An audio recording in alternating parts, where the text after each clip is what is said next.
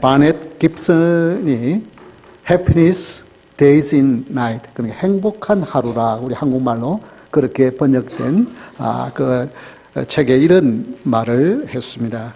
당신의 손에 얼마나 많은 것을 쥐었느냐 하는 것은 행복과 아무런 관계가 없다. 그대의 마음속에 감사한 생각이 없으면 그대는 파멸의 노를 젓고 있는 것이다. 다른 어떤 공부보다 먼저 감사할 줄 아는 방법을 배워야 한다.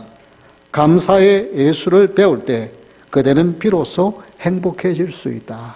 즉, 이 말은 아무리 손에 많이 쥐고 있어도 그것이 행복을 꼭 약속하는 것은 아니다.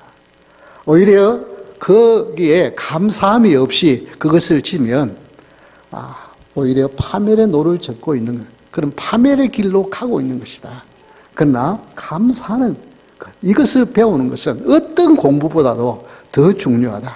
그것만이 감사하는 사람만이 행복의 길로 갈 수 있다고 말씀을 하는 것입니다. 그래서 이 감사는 그냥 단순히 감사로 끝나는 것이 아니라 신앙과 행복과 직결되어진다는 것을 가르쳐주고 있습니다. 그런데 오늘은 그냥 그러면 그렇게 중요한 감사인데 그런 단순한 감사가 아니라 감사도 오늘 본문에 보니까 하나님이 기뻐 받으시는 감사가 있대요. 기뻐 받으시는 감사가 있다고 한다면 다른 말로 말하면 감사도 어떻게 해요? 기뻐 받지 않으시는 것이 있다는 말이에요.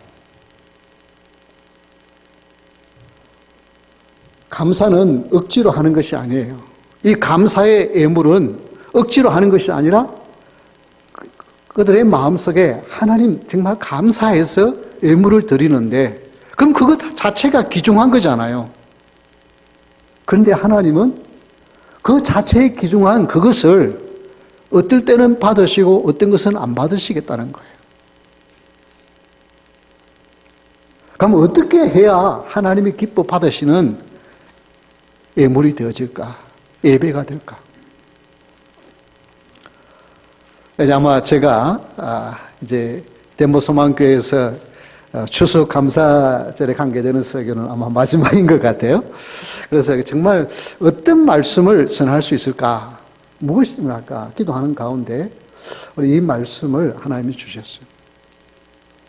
여러분, 우리 주님이 하신 말씀에 이 하나님이 기뻐 받으시는 예물인데 그 동물을 잡을 때 7일이 지나고 난 후에 8일이 때부터는 받아도 하나님 받아주시겠다는 거예요. 왜 이렇게 까다롭게 말씀하실까? 그게 뭐 때문에 꼭 8일이 되도록 기다려야 되느냐? 우리가 그 의미를 모르면 이해하기 힘들고 불평이 나올 수밖에 없습니다. 이 모세오경 중에 레위기가 전에 제가 제일 먼저 쓰여졌을 것이라고 말씀을 드렸죠. 왜냐하면 시내산에서 하나님의 율법을 받고 제일 먼저 기록한 것이 율법이니까. 이렇게 모세오경 중에 레위기를 기록하는데 그 레위기의 핵심이 뭐냐면 거룩입니다. 거룩. 그런데 이 거룩이 무슨 대단한 어떤 것이었어가 아니라 한번 레위기 22장 16절에 보면 이런 말씀이 나옵니다. 우리 한번 같이 읽어볼까요? 그들이 성물을 먹으면 그 죄로 인하여 형벌을 받게 할 것이니라. 나는 그 음식을 거룩하게 하는 여호와이니라. 아니, 지금 이 거룩에 대한 말씀을 하시면서 어떤 제물을 가지고 올 것인지에 대해서도 하나님 구체적으로 말씀하시고 또 제물을 드린 사람이 어떻게 해야 된다고 말씀하시고 그 다음에 제물을 드리는 이제 제물 자체에 대한 말씀만 아니라 드리고 난 다음에 그것을 먹는 것도 거룩한 것이 있고 거룩하지 않은 것이 있다는 거예요. 왜 이렇게 복잡합니까? 아니 그냥 기뻐서 감사해서 하나님 앞에 제물을 가져왔으면 그냥 그걸로써 하나님께 받으셔야 되잖아요. 다 드리고 난 다음에 먹는 것도 그 음식 자체가 거룩한 것이 있고 거룩하지 못하게 되는 것이 있다는 거예요. 여러분, 광야에서 생활이 그렇게 호락호락한 생활이 아니잖아요. 오늘은 이곳에서 텐트를 치고 또 내일은 또 가서 다른 데 텐트를 치고 그러면서 어떻게 해요? 좀 자리가 안정된 데서 제물을 드리고 또 가면 되잖아요. 그러면 지금 드려야 되는데 오늘 태어났다고 그거 8일까지 못 드리고 있으면 제물을 못 드리면 얼마나 불편해요. 왜 이렇게 하나님이 까다롭게 하십니까? 아니 감사의 제물을 드린다는데 그냥 감사하는 그 자체가 참 기특하다. 그리고 그냥 받으시면 되잖아요. 하나님은 왜 이렇게 복잡하게 하시느냐면 하나님은 단순한 제물이 아니라 그 제물을 드리는 자의 마음을 보시고 그 제물을 드리는 사람이 누구를 생각하게 하는 거예요? 그렇게 말씀하시는 하나님을 생각하게 하기 위한 하나님의 뜻이 있는 줄 믿습니다. 까다롭게 명령하신 의미가 무엇인지를 생각하는 사람이 진정한 감사를 할 수 있습니다. 왜 7일이 지나고 난 다음에야 그 새끼를 제물로 드릴 수 있도록 했냐 하면 적어도 한 주일은 지나요. 한 안식일은 지나요. 적어도 하나님 앞에 안식일을 그렇게 지키는 하루가 한 주간이 지나야 된다. 그것은 영적인 의미가 있습니다. 뿐만 아니라 이 동물들은 태어나서 처음 본 것들이 뭐냐면 자기 엄마라고 생각하는 거예요. 그래서 그 엄마가 그냥 어떻게 해서 죽고 없어 그냥 태어나서 봤으면 그게 엄마인 줄 모르고 자기를 제일 먼저 거두어준 사람이 엄마인 줄 알고. 그래서 오리도 사람을 보고 엄마인 줄 알고 쫄쫄 따라다니고 염소도 엄마인 줄 알고 쫄쫄 따라다니는 거예요. 왜? 그게 엄마인 줄 알고 생각. 자기를 돌봐준 처음 태어난 그 새끼가 적어도 7일은 지나면서 엄마가 누군지를 알고 엄마의 정이 무엇인지를 알고 난 후에 잡으라는 거예요.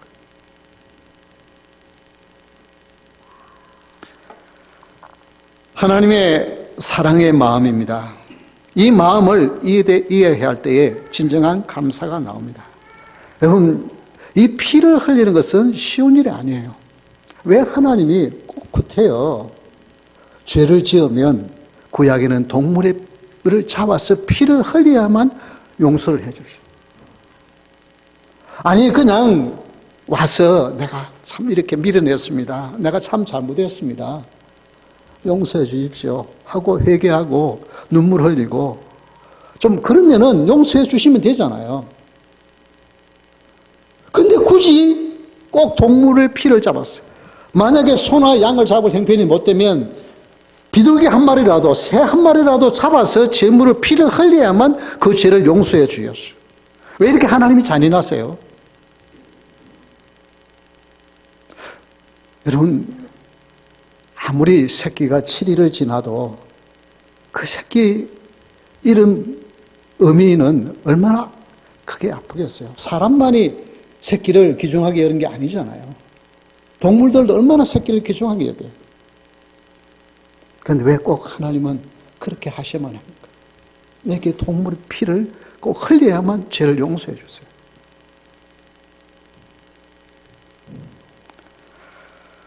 민수기 18장 17절의 말씀에 이런 말씀이 나옵니다. 우리 한번 같이 읽어볼까요? 오직 처음 태어난 소나 처음 태어난 양이나 처음 태어난 염소는 대속하지 말지니 그것들은 거룩한즉 그 피는 제단에 뿌리고 그 기름은 불살라 여호와께 향기로운 화제로 드릴 것이며. 그러니까 어떤 짐승이든 제일 첫 번째 난 거는 그거는 무조건 하나님 앞에 화제로 잡아서 드려야 돼요. 그건 다른 것과 어느 것과 바꿀 수가 없어요. 어떤 거는 대속을 할 수 있어요. 그만한 값어치만 이거 실제로 안 잡아들고 그냥 그만한 값어치만 하나님께 바치면 됐어요. 그런데 처음 태어난 거는 외회가 없어요. 무조건 잡아서 드려요. 왜 하나님이 이렇게 하세요? 그것은 바로 누구를 상징하느냐 하면 하나님의 독생자 외아들 예수 그리스도를 십자가에 못 박지 않고는 인간을 살릴 길이 없어요. 그래서 하나님은 그 첫 번째 태생은 대속이 안 되게 하신 거예요. 왜 하나님께서 그렇게 동물에 잡아서 피를 흘려야만 용서해 주시느냐 하면 그것이 바로 누구를 상징하는 거예요? 내 아들 예수 그리스도를 섬기라. 구약에서 동물을 잡을 때 누가 잡느냐 하면 죄를 지은 사람이 하나님의 진노가 두려워서 그 동물을 끌고 와서 잡으면서 목을 누가 따야 하느냐면 죄를 지은 그 사람이 따야 되는 거예요. 물론 제사장이 도와주긴 하지만 그 피를 흘린 것을 보면서 어떻게 해요? 내가 저렇게 죽어야 되는데 이 동물이 대신 죽는구나.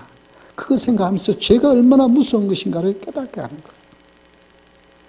그러면서 그 동물을 잡되 한날에 어미와 새끼를 함께 잡지 말려 하는 거예요.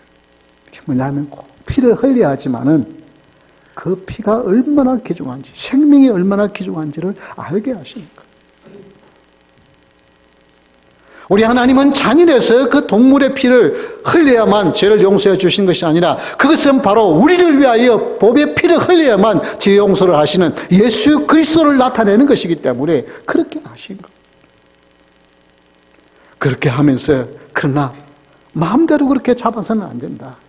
하나님이 창조한 귀중한 생물이라는 거예요. 그래서 함부로 잡지 못하고 적어도 8일은 돼야 된다. 7일 지나고 난 다음에 잡아라. 그런데 잡되 같은 날 어미와 새끼를 한꺼번에는 잡지 마라. 이것은 얼마나 생명이 귀중한지를 가르쳐주는 하나님의 마음인 것입니다. 이렇게 할 때에 그들은 죄 용서함을 받고 하나님의 진노가 쏟아지는 것이 멈출 수 있었어요. 여러분, 추수감사주일 하면은 이제 다음 주가 추수감사주일인데요. 추수감사주일 하면 무슨 생각이 납니까? 네, 미국에 좀 오래된 분들은 추수감사절 뭐 생각나요? 터키가 생각나죠? 터키가 별로 한국 분들 별로 맛도 없는데 이것저것 다 섞어가지고 먹으면서 터키 먹는 거 생각하고 또 우리 한국 분들은 또 뭐 생각해요? 감하고 사과를 생각해요. 그래야 두 개 붙이면 뭐가 돼요? 감사. 또 어떤 분들은 추수감사절 하면은 아이고 이거 또 평상시하고 같이 헌금을 할 수는 없는데 내가 헌금을 또 얼마나 해야 될까? 이 헌금에 대한 부담이 생겨요. 여러분, 추수감사는 그것은 극히 일시적인 외부적인 것이고 외적인 거예요. 하나님은 무엇을 원하시느냐? 하나님이 기뻐 받으시는 감사하는 마음인 줄 믿습니다. 감사는 그냥 여러분 똑같이 예물을 드려도 하나님에 대한 마음이 없으면 기뻐 받으시는 말씀이 아니에요. 기뻐 받으시는 감사의 예물이 아니에요. 예배가 아니에요. 하나님께서 왜 그렇게 복잡하게 말씀하시느냐 하면 하나님은 뭐냐면 너희들이 감사하는데 그 감사의 시선이 너희들이 자신에게 집중하지 마라. 너희들이 하고 싶은 대로 하지 말고 그 감사를 받으시는 하나님을 생각하라는 것입니다. 우리는 추수감사절 때 뭘 먹는가, 뭘 하는가, 내가 얼마나 하는가 그 시선이 누구에게 집중되어 있어요? 내 자신에게 집중되어 있는 거예요. 그러나 하나님은 아니야.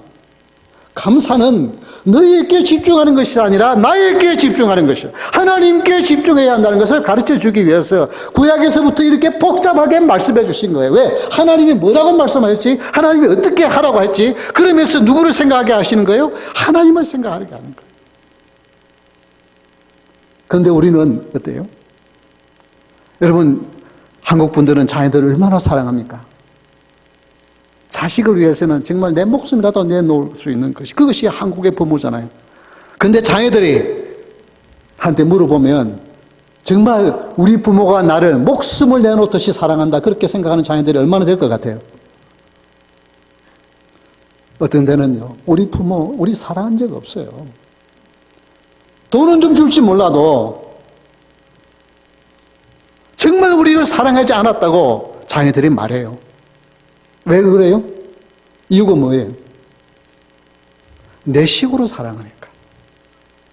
그러니까 자녀가 얼마나 필요하고 자녀가 얼마나 사랑스러운 존재인지 본인이 느끼지 못하고 내 식으로 사랑하니까 그런 거예요. 교회의 신앙생활도 역시 마찬가지예요. 내 식으로 신앙생활을 하는 거예요. 하나님이 기뻐하신 것이 무엇일까? 하나님이 기뻐 받으신 게 무엇인가를 고민하며 신앙생활을 하는 것이 아니라 내가 좋은 대로 하는 거예요. 내가 하고 싶은 대로 하는 거예요. 그렇게 놓고 그것이 감사라고 하는 거예요. 하나님은 감사 자체가 귀중한 것이 아니라 감사를 어떻게 드리느냐에 따라서 하나님이 기뻐 받으시는 것이 있고 기뻐 받지 않으시는 것이 있다는 거예요. 제가 마지막으로 여러분에게 추수감사의 감사에 대하여 여러분에게 말씀드리고 싶은 것은 바로 우리의 시선이 나에게 있지 아니하고 신앙인은 하나님께 있고 내 자신에게 있지 아니하고 이웃에게 있어야 하는 줄 믿습니다. 그러면요 오해가 줄어들어요. 자녀들이 정말 무엇을 원하는지 고민하면서 사랑하면 자녀들이 우리 부모가 정말 나를 사랑한 줄 깨달아요. 그런데 내 식으로만 생각하는 거예요. 그래서 자녀들이 부모는 정말 사랑했고 정말 뼈가 부서질 정도로 고생하면서 자녀들 사랑했는데 자녀들은 나 사랑하지 않았다고 그러는 거예요. 하나님도 역시 마찬가지입니다. 신앙생활은 나에게 집중하는 것이 아니라 하나님께 집중하는 것이 올바른 신앙의 자세인 줄 믿습니다. 하나님의 기뻐 받으시는 예배가 되도록 우리의 마음을 살핌으로 말미암아 추수감사절을 준비할 수 있기를 바랍니다. 추수감사절은 한 해 동안 받은 은혜를 기억하며 하나님 정말 이것이 하나님의 은혜네요. 이거 하나님께 감사할 일이네요. 이렇게 준비하는 것입니다. 하나님은 억지나 형식이 아니라 진정으로 감사하는 자가 되기를 원하십니다. 감사하는 그 마음을 우리 하나님은 기뻐 받아주시기를 원하세요. 하나님이 까다로워서 이렇게 해라 저렇게 해라 복잡하게 말씀하신 것이 아니에요. 너희들이 하나님 앞에 감사한다고 감사의 예물을 가져오는 너희들 마음대로 드리지 마라. 전에 한번 그런 이야기를 들었어요. 검사인데 한 분이 엄청난 사기를 쳤어. 몇십억 사기를 쳤어. 근데 그 사기친 돈을 가지고 뭘 했나 추적을 해보니까 그 사기친 액수의 정확한 11조를 교회에 바쳤어. 그게 검사가 이거 혼동스러운 거야. 아니 11조를 바칠 정도는 믿음이 있는 사람인데 또 이렇게 사기를 치다니 이게 혼동스러워. 이게 어느 게 진짜인지 구분이 안 되는 거예요. 여러분 신앙생활이 자기 자신에게 집중되면 이런 일이 일어난다니까요. 내가 좋아하는 것이 무엇인가? 내가 원하는 것이 무엇인가가 생각되니까 하나님이 뭘 기뻐하시는지, 무엇을 싫어하시는지, 무엇을 미워하시는지, 무엇을 좋아하시는지를 생각하지 않으니까 이런 것을 하고도 아무렇지도 않게 교회에 나올 수 있다는 거죠.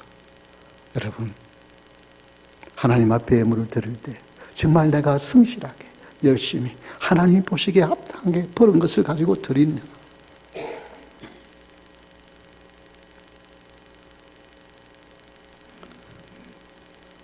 그 피는 단순한 피가 아니라 예수 그리스도의 보배의 피인 것입니다. 단순한 동물의 피가 아니라 예수님의 피인 것입니다. 그 피로 구원을 받은 이것 하나만 가지고도 우리는 얼마든지 감사했어요. 이번 나는 아직도 올해 특별히 어려운 일들만 많고 힘든 일만 많았는데 감사할 것이 없다고 생각하십니까? 아닙니다. 날 위하여 우리 하나님은 외아들 예수 그리스도를 내었어요.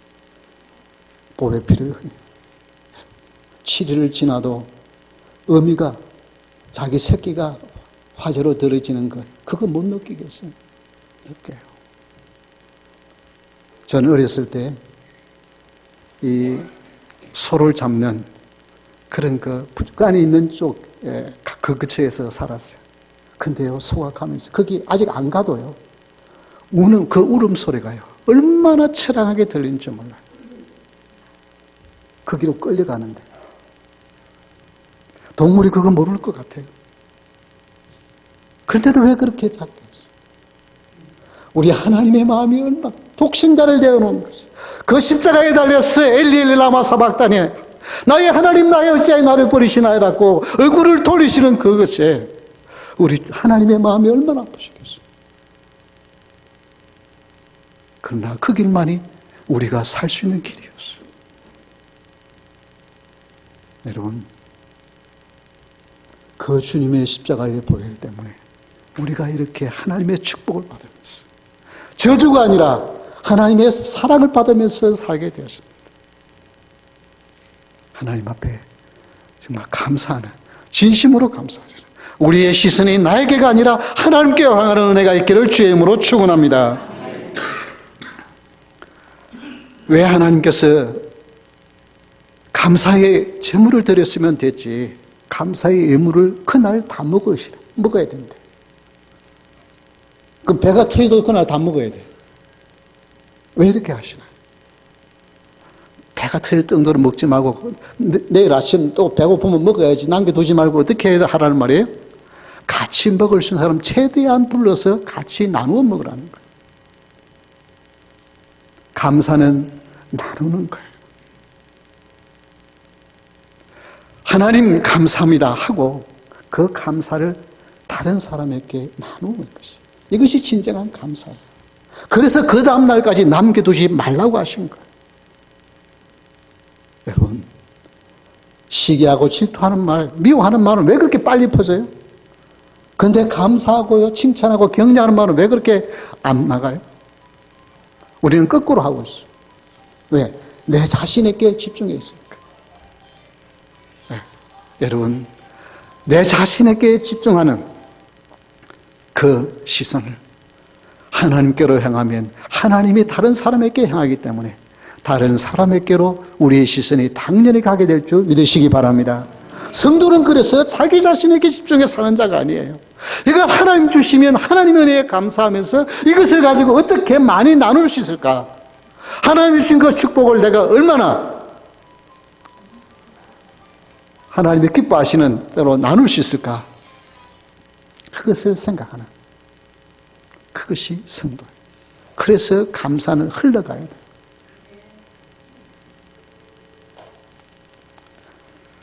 감사는 단순히 외적인 모습이 아닙니다. 양이 아닌 것입니다. 내가 얼마나 감사헌금을 준비해서 드렸다고 어깨에 힘을 주고 들어오는 것이 아니라 둘 랩돈을 드려 동전 2개를 드려도 그 마음이 나는 이거 가진 건 이거밖에 없다. 하나님, 예수님은 그것이 가장 큰 것이라고 하셨어요. 그래서 하나님이 기뻐 받으시는 것은 외적인 것이 아니라 우리의 마음인 줄 믿으시기 바랍니다. 하나님이 기뻐 받으시는 예배를 드리면, 하나님이 받으시는 예배를 드리면 그 예배의 자리는 은혜가 넘쳐요.